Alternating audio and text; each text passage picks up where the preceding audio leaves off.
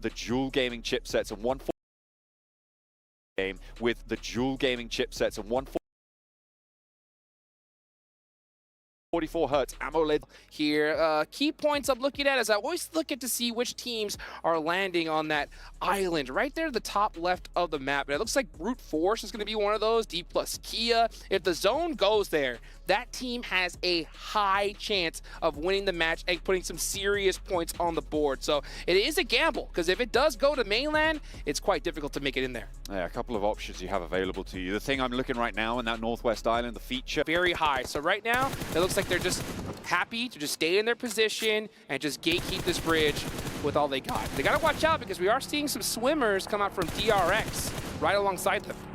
It looks like Inco are going to start to make their way across the bridge. You could see Nenebete leading that charge over the bridge. Will be their outpost, their foothold. Hopefully, they'll be able to regroup and coalesce onto that north side. A lot more focus over towards the hard tin edge of things, as well as teams start to coagulate over in that direction as well. Yeah, it looks like Inco Gaming are going to start crossing that bridge and start taking a little bit more real estate here on this island, which is definitely a smart thing. They don't want to get stuck on the other side of that bridge for sure. And at the end of the day, when it comes to teams that have things to prove, Inco Gaming's definitely one of them. Third place in PMSL Americas. Team Liquid, yeah. Alpha 7, definitely up on them. But look at this, Tianba getting a nice double knock onto Boom Esports. So, I mean, we're starting to see these finishes come out early here. Classic Yummy, though. Instant response coming through for Boom Esports, as they are starting to lay low one another right now. No knocks getting flushed, but a little bit more danger for Boom. They're a little bit closer to the action, closer to the enemy as well. It was a long-range suppression, and Boom have already lost one player on the back of it as well. So they are going to be playing on us too. They're going to have to get a move on as well on that northeast side, close to the edge of this circle. You're going to have to leave, Resi. You have no choice. The next zone goes hard onto this island. So yeah, Boom Esports are going to have to move. Tianba's going to have to move as well. So I don't expect Long to stay in this position for very much longer, that's for sure. So just look, try to get that confirmation, and just try to get a good position to this next circle. Inco making their way across. They've fully committed now to that North Island. Good stuff. Alpha 7 have made their way in, obviously a little bit later at the back of the queue from the southeast side of the map. F4MV yet to cross the river, but it looks like they're gearing up to do so. Boom trying to extricate themselves from the scrap on the northeast side. Yes, they are on the move. You can see Carrillo and the rest of Alpha 7 just kind of straggle looting here on this ruin side. It's a very difficult rotation for them. They are the farthest traveling team so far, and you can see them keeping an eye on Besiktas. Let's see if he's able to get that knock. Does he see Lewis laying down there? He does, and he gets that initial knock. And that's going to be the one to open things up for Alpha 7 as they're on the move. Besiktas losing a player there. Alpha 7, though, they are playing right on the edge, right? It's something that you said, you know, maybe they like to do that sort of stuff, but crossing that river is notorious for taking its toll on a team that leaves it a little bit too late. The fortunate side of this is the amount of teams on the north side of this island. Yeah, I mean, this was really fortunate for Alpha 7. Since they've played the Edge so long in so many different tournaments, they're used to it, right? They're more trained than the rest of these squads. The problem, though, is, like we talked about a little earlier, this is the World Cup, right? Even teams on the Edge are going to be fierce in this tournament, so it's going to be much more difficult to push in from the Edge as opposed to tournaments prior to this one. So let's see how Alpha 7 does work this one out. They're very fortunate that this bridge is now open, so they can start moving their way in. But we'll see how they decide to play this one out. We are starting to see some battles up on the top near Hot Tin, and I believe that was from that boat tape we saw earlier from Tianba. They have started to try and make their way through. I think Power and KAG Osaka are taking a little bit of a scrap with one another, and CAG Osaka have fully lost a player. Power have taken a knock in the meantime. This is over towards Hudson, so CAG Osaka do have to worry about that boat tape, right? That's what's splitting their attention, and Power can exploit that.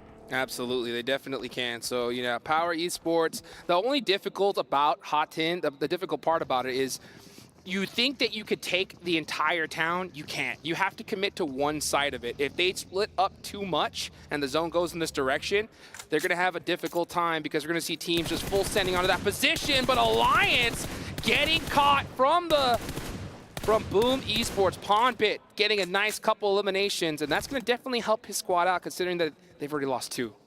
Yeah, that is going to be a nice little addition to it, a little cherry on what was a pretty disappointing cake previously. Unfortunately, for Alliance, it will be them biting the bullet on that one.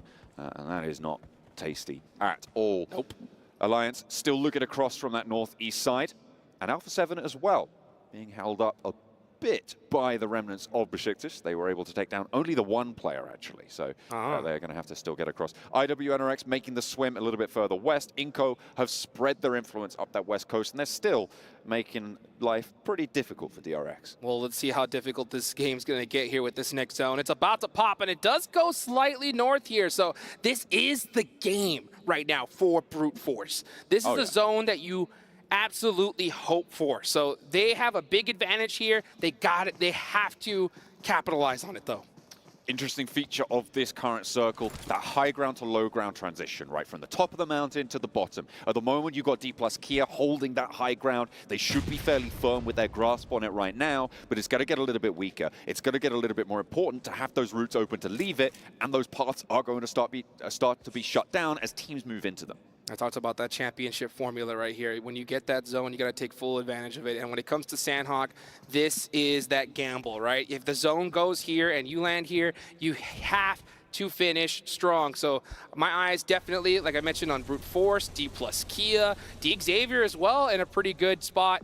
But we're starting to see teams now having to push each other. And CAG Osaka trying to take advantage of Power. Oh, but Power does have some really good sight lines onto NATO. Trying to get that first aid off. Beautiful nade, though. Does take down Satan. Ghana able to do a lot of work, but the cross is covered. Easy has his back. Behind the wall, not going to be suppressed in time. CAG Osaka going to have to do a little bit more work on this one. Easy with AUG at range. It looked like Kagosaka's ammo reserves were running a little bit dry. Not too sure on the rest of the players, but gonna have to try and force their way on through. In the meantime, over in Camp Alpha, 4MV did manage to get across. They did manage to keep all 4 of their players alive, and now Reject are suffering because of it. Yes, they are. As a matter of fact, I'm looking right now. Team Reject already losing 2 of their players. Regi OCO going to be holding down Camp Alpha for as long as he possibly can. I don't expect him to move from this building until the absolute last second. But 4MV, they're on the move. As we take a look at this replay here, Bondbit, oh, wow! Knocking 2 out of that vehicle, so that's how he got it done. That's just what you got to do, you know. That is the value that they're going to see. Unfortunately, in the meantime, Ponbit has just gone down over on that east side, close to Alliance, close to Tiamba. Nobody's really been able to leave that one effectively. This is the danger of leaving it too late. We'll check back in with them when they almost inevitably go down. Next crate does drop on down. Who's going to get some of that loot? They definitely need it because this is a tough circle. I mentioned those teams that land here have that full advantage. The rest of the squad's going to have to make something happen. You can see Team Reject suffering some casualties just to even get into this position. Meanwhile, the first team out so far is going to be DRX. So they got taken out quite early. They got a lot of their players taken away by Inco early on that South Bridge camp, remember, and they tried to swim around the coastline. Hasn't gone well for them. On the south side, IWNRX and Moneymakers are clashing as well. IWNRX coming out better on this engagement. Moneymakers now losing a player, but they're both going to have to move up north, and this, again, keeps that high ground, low ground dichotomy in play. And at the moment, D+ Kia just not getting challenged. Not getting challenged at all, and rightfully so. It's a very difficult position to challenge onto them. But meanwhile, Moneymakers, they have some good high ground, but they're going to have to leave it. They got to start moving up north as fast as they can. Oh, nice Molotov all the way from downtown. What a big arm. Oh, and I do believe he does catch the edge of him. Ooh. Gets that nice confirmation. But meanwhile, they do have IW Next Ruya right behind him. Absolutely, yeah. This is the Moneymakers IW Next Ruya fight that's been going on for a little bit longer than perhaps either of these two teams would like, but Moneymakers pretty happy to extract 2 points if they can find Swain, that is, and very likely that they do. The arm, it was big on the first one, not quite as large on that second one, and you can see he's just going to get that healing done. Maybe he doesn't have a first aid, otherwise you'd think he would have popped it by now. Next circle going to be coming on in, and it will start to close. It's going to burn Swain away. Inco trying to move across, but who's this waiting in the wings to take out the point? points, it's Alpha 7. They've managed to transition. They've still got all 4 players alive, although they have taken a knock. That is going to get rezzed onto Carrillo. The Brazilian brothers going at it right now, and you can see Vitali is trying to be able to find some angles onto Alpha 7. He does catch him off Yoso right in the open, hits the lay down very quickly. Another great knock. Alpha 7, oh, just that return fire is just too good. 7 has a beautiful angle, though, here onto A7. Oh, Alpha 7 going to have a hard time getting into this circle. First aid is going to get popped in the meantime. IWNRX did go down on that South Scrap Moneymakers to win out the fight, but Inco continued to lay down the hurt. I say Inco, just 7. McGrellin, the question mark on the roster of Alpha 7. Is he going to be able to stand up for them? He indeed will, and he will enter into the scoreboard for his roster.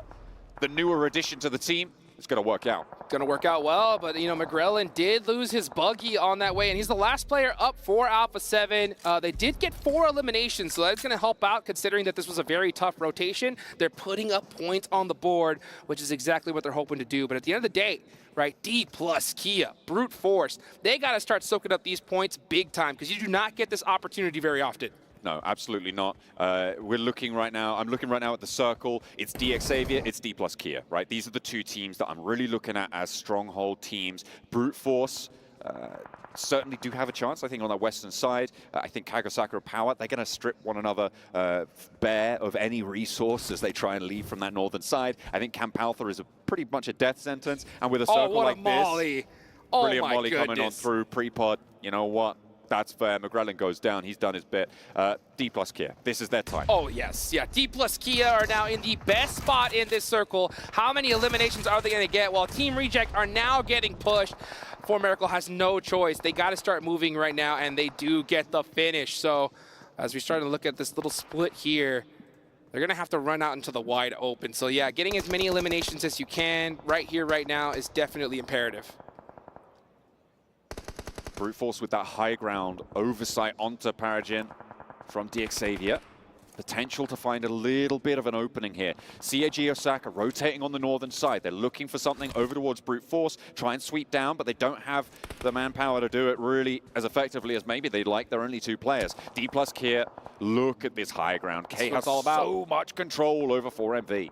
D plus Kia are set up so good. The only difficult part about this is sometimes you don't want to give up that high ground. You just stay in that spot for a little bit too long. So once this next zone shifts, I want to see D plus Kia get together and just try to get this chicken dinner. D Xavier have been chilling right below this mountainside, though, and they're holding those edges.